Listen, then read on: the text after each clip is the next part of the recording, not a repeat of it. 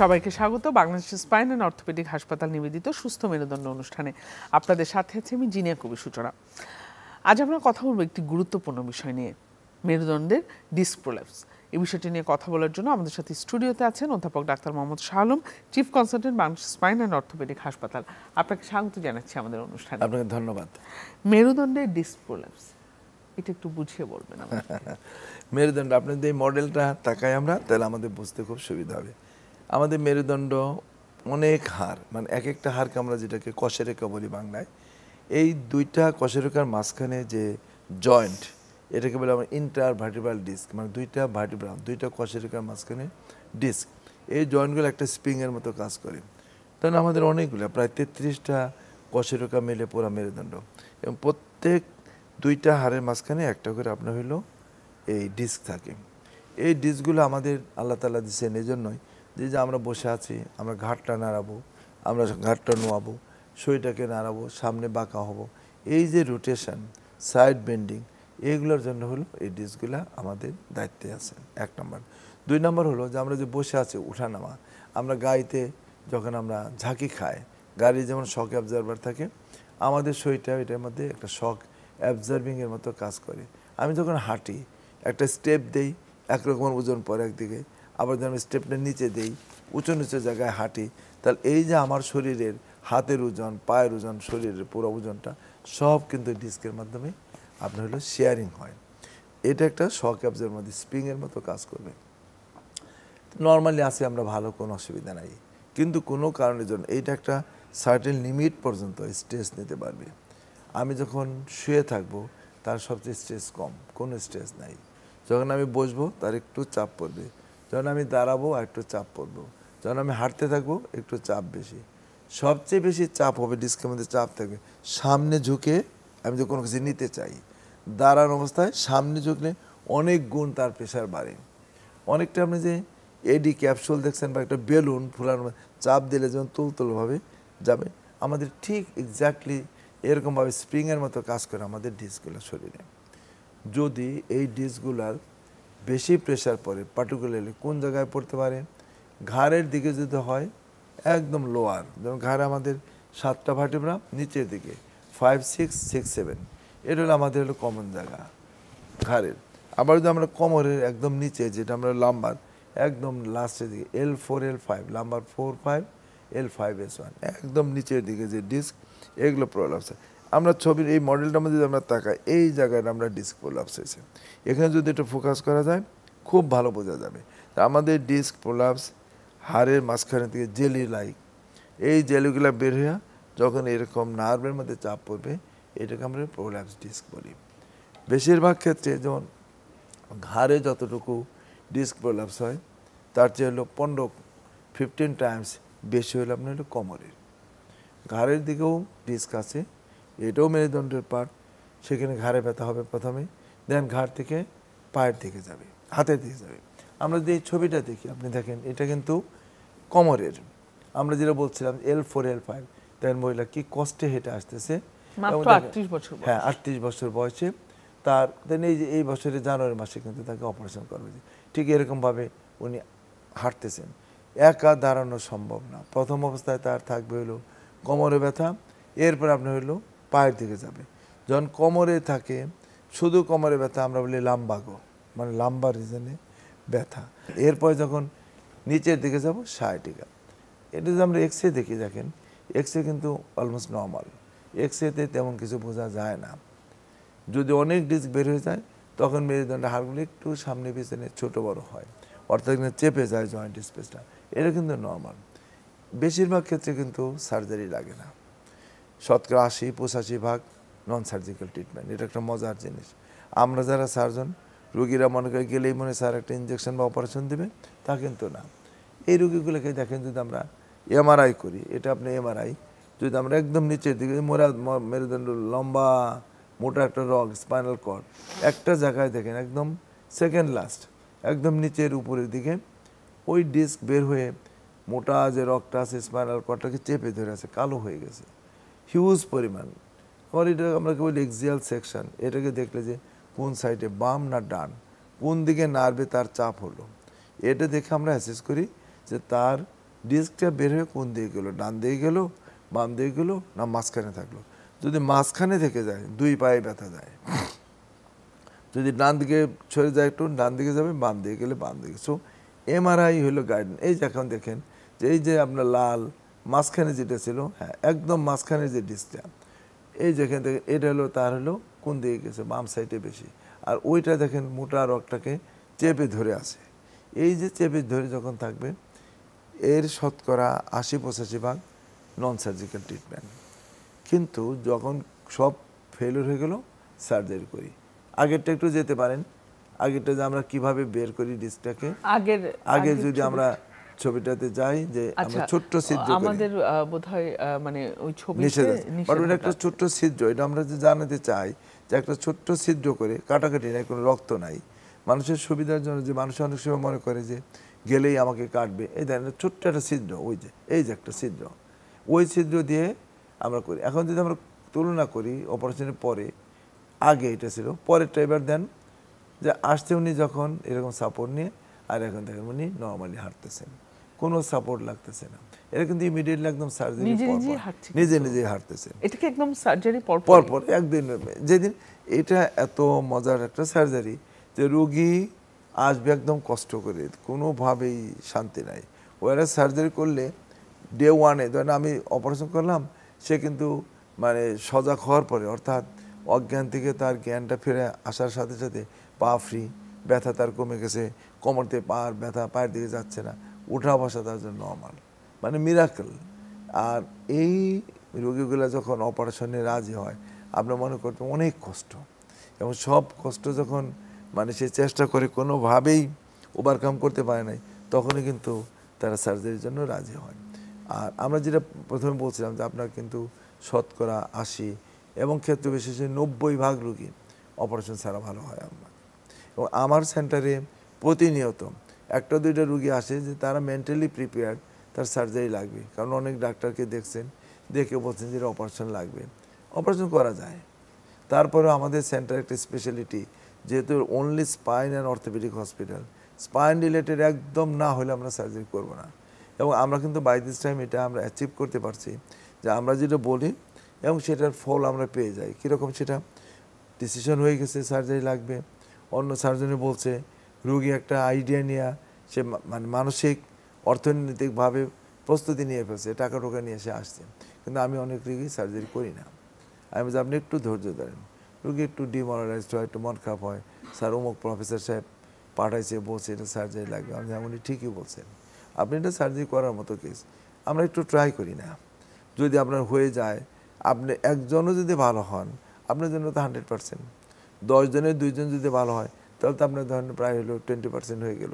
তাহলে আমরা বলবো যে আপনাকে ভালো করার জন্য যদি নন সার্জিক্যাল হয় সেটা ভালো না, তো রুগীর উপর হ্যাঁ স্যার রাজি হয়ে যায়, বেশিরভাগ ক্ষেত্রে রাজি হয়।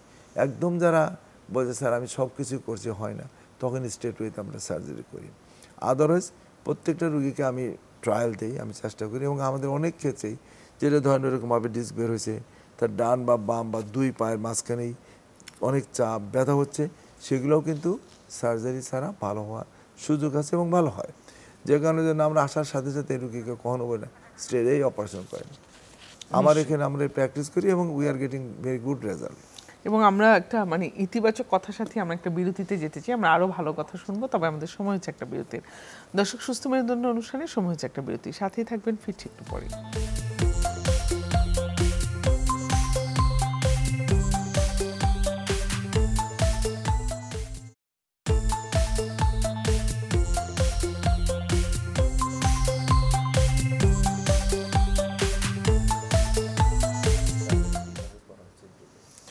আরও একবার স্বাগত সুস্থ মেরুদণ্ড অনুষ্ঠানে। আপনাদের সাথে আছে আমি জিনিয়া কবির সূচনা। আমরা কথা বলছি মেরুদণ্ডের ডিস্ক প্রোল্যাপস এই বিষয়টি নিয়ে, এবং আমাদের সাথে আছেন অধ্যাপক doctor Mohammad Shah Alam, chief consultant Bangladesh spine and orthopaedic হাসপাতাল।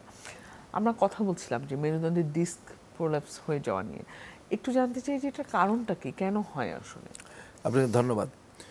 সাধারণত ডিস্ক প্রোল্যাপস হয় ইয়াং অ্যাডাল্ট, অর্থাৎ প্রাপ্তবয়স্ক লোকের হইলে আপনার ডিস্ক প্রোল্যাপস হয়ে থাকেন। যেনারা অনেক বেশি ভারী কাজ টাজ করেন, হঠাৎ করে সামনে থেকে বেশি কাজ করেন, তাদের কিন্তু চান্স বেশি হলে ডিস্ক প্রোল্যাপসের জন্য। কারণের মধ্যে অনেক সময় সিম্পল, ধরেন বেশিরভাগ ক্ষেত্রে রুগীরা দেখা যায় আমাদের এসে হিস্ট্রি দেন, স্যার আমি তো বাথরুমে গোসল করতে গেলাম, আমি একটা মগ দিয়ে পানি তুলতে গিয়ে মনে হয় আমার লেগে গেল। অনেকবার স্যার আমি সকালে উঠে বাথরুমে গেছি, আমি উজু করব, আমি নিচে হয়েছে, আমার মনে কেমন একটা টান লাগলো। আবার মহিলাদের একটু বেশি হয়, যেমন যারা একটু ওভারওয়েট, ঘরে অনেক কাজ করেন, নীল ডাউন হয়ে নিচে বসে কাজ করা, হঠাৎ করে দেখা করো যে ঘর সাজানোর জন্য সোফাটা নিজে একটু সরালেন, ওজনের একটা জিনিস নিয়ে গেলেন। এবং যারা বিশেষ করে লম্বা টাইম একই পজিশনে থাকে তাদের কিন্তু ডিস্ক প্রলাপস বেশি। যারা ব্যাংকে কাজ করেন, যারা অফিসে কাজ করেন, লং টাইম ডেস্কে বসে আছে, তাদের পিছনে মাসেলগুলো দুর্বল হয়ে যায়। সেই ক্ষেত্রে একটু হালকা আঘাতেই স্ট্রেসফুল কন্ডিশনে কিন্তু তাদের এরকম ডিস্ক প্রলাপস হয়ে যেতে পারে। ক্ষেত্রে বিশেষ যেমন দেখা যায় যে একটা হাঁচি দিছে, কাশি দিছে, তাদের ক্রনিক কফ, কাশতে স্ট্রেস পড়তে ডিস্ক প্রলাপস হয়ে যেতে পারে। হাঁচি কাশি থেকে হ্যাঁ, হতে পারে।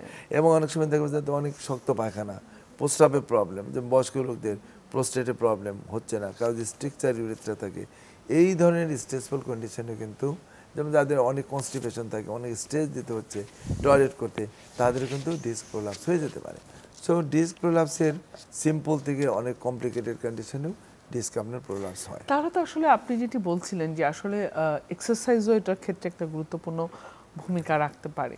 এক্সারসাইজ দুইটা, একটা হলো রেগুলার এক্সারসাইজ, এবং এই ডিস্ক যাতে প্রোল্যাপস না হয়।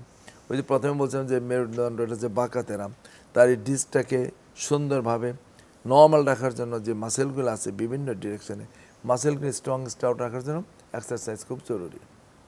কিন্তু একজন হঠাৎ করে গিয়ে নিয়ে একদম একটা বারবেল টানা শুরু করলো, ওজন একটা জিনিস নিয়ে টানা শুরু করলো, একদম জোর করে জিদ করে এইটাকে আমি উঠাই ফেলতে পারবো এক হাত দিয়ে, এরকম কাজ যারা করতে যাবে, অর্থাৎ যিনি এই কাজটা সচরাচর সবসময় করেন না, সবসময় করেন, আমরা বলি আনঅ্যাকাস্টমড ওয়ার্ক, সেটার সাথে ফ্যামিলিয়ার না, কিন্তু একদম জিদ করে হোক বা হঠাৎ করে শখের বসে সেটা করতে গেল, তাহলে কিন্তু তার ডিস্ক প্রলাপস হবে। কারণ এই ডিস্কটা আমরা বলছি এটা স্প্রিংয়ের মতো কাজ করে, গাড়ির শক অ্যাবজারভার, একটা টাইম আছে যে এত বছর সে সুন্দরভাবে যাবে, কিন্তু এইটা যদি সে একদম ভাঙাচোরা রাস্তায় একদম সে ড্রাইভ দিতে থাকলো, তাহলে কিন্তু তার ওই নর্মাল যে ডিউরেশন যাবে না।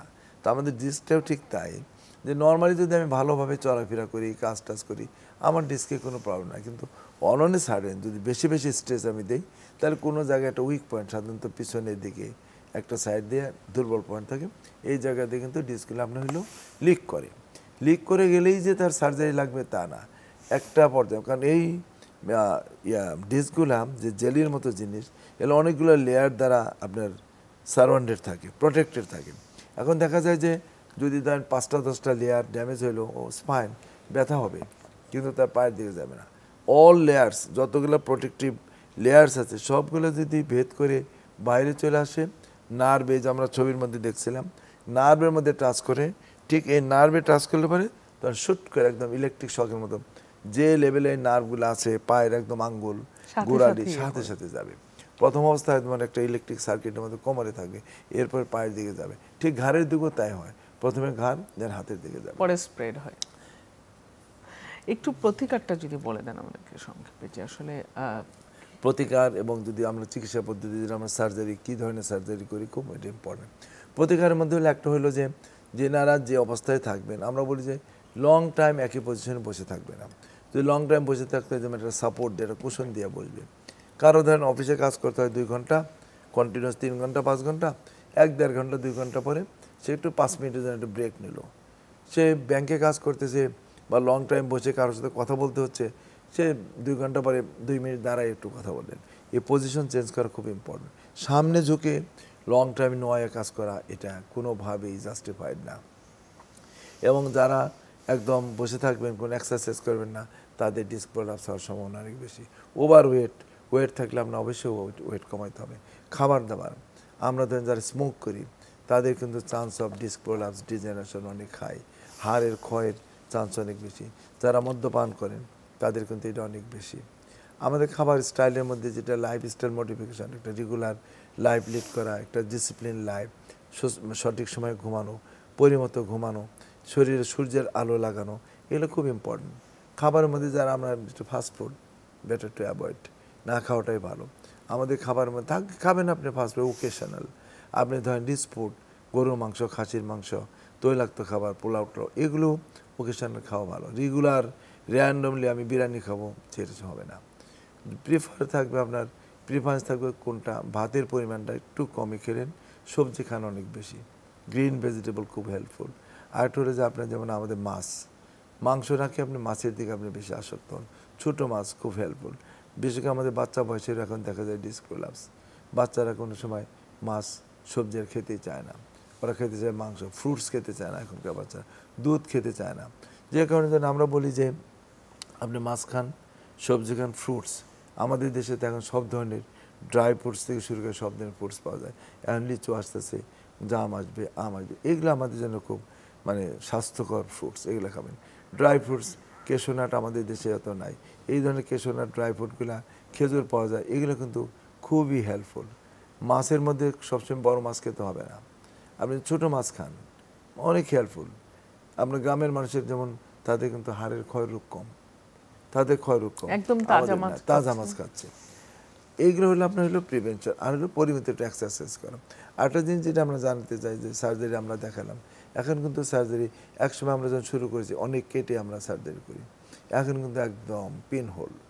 আমরা যেটা দেখাচ্ছিলাম একটা ছিদ্র, এখন কিন্তু আরও ছোটো করে আমরা করি, যে আমরা যেমন আমাদের সেন্টারে মাইক্রোস্কোপ আছে, এন্ডোস্কোপ আছে, সুতরাং এখন কিন্তু এমন একটা এন্ডোস্কোপে ছোট্ট একটা ছিদ্র, ভয় পাওয়ার কিছু না। এবং রুগী সকালে করলে বিকালে রুগী চলে যায়। আমরা পরশু দিন আমরা একটা এন্ডোস্কোপিক সার্জারি করছি, রুগী আমরা যে 3 দিন থাকবে, গতকাল স্যার যেতে পারবো, হ্যাঁ যাও, ফাইন।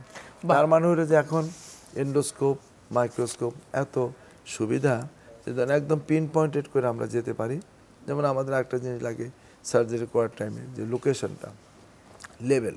কারণ আমরা অনেক সময় এই সার্জারি, ডিস্ক সার্জারি করার পরে রুগীদের ব্যথা থেকে যায়, রুগীরা কমপ্লেন করে। তার একটা কারণ হলো যে অনেক সময় সঠিক লেভেলে সার্জারি করা হয় না। কারণ আমরা বলছি যে 33টা হাড় নিচের L4 L5 না L5 S1, মোটা রুগী যদি থাকে অনেক সময় আপনার হলো এটা বোঝা যায় না। এই যে কারণের জন্য আমরা বলি সিয়াম, আমরা একটা মেশিন দিয়ে আমরা দেখে নিই। যেমন আমাদের ওখানে আমার সেন্টারে 4টা সিয়াম আছে। এবং মানে আপনি যেটি প্রত্যাশার কথাই কিন্তু আমরা শুনলাম যে এত বড় বড় ঘটনা, একজনকে আমরা দেখলাম যে আসলে একদমই সে হাঁটতে পারতো না, সে কিছুক্ষণের মধ্যে সার্জারি হাঁটছে। এগুলো খুবই আশাব্যঞ্জক কথা। এবং আপনি বলছিলেন একটা পিন হোল দিয়ে আসলে আরো ছোট করে আপনারা করছেন। এবং অসংখ্য ধন্যবাদ আমাদেরকে এত প্রত্যাশার কথা শোনানোর জন্য। এবং অধ্যাপক ডাক্তার মোহাম্মদ শাহ আলম, আপনি আপনার ব্যস্ত সময় থেকে আমাদেরকে সময় দিয়েছেন, অসংখ্য ধন্যবাদ। আপনাকে ধন্যবাদ, চ্যানেল 24-কে ধন্যবাদ। আমার আজকে যে সমস্ত জেনারা দেখবেন দর্শক, তাদেরকে আমার পক্ষ থেকে অনেক অনেক ধন্যবাদ। ভালো থাকবেন। দর্শক, আমরা কথা বলছিলাম মেরুদণ্ডের ডিস্ক প্রোল্যাপস নিয়ে। সমস্যা জটিল হলেও সমাধান কিন্তু সহজ, দরকার শুধু সচেতন হওয়ার। ভালো থাকবেন, সুস্থ থাকবেন, সুস্থ মেরুদণ্ড নিয়ে সুরক্ষিত থাকবেন।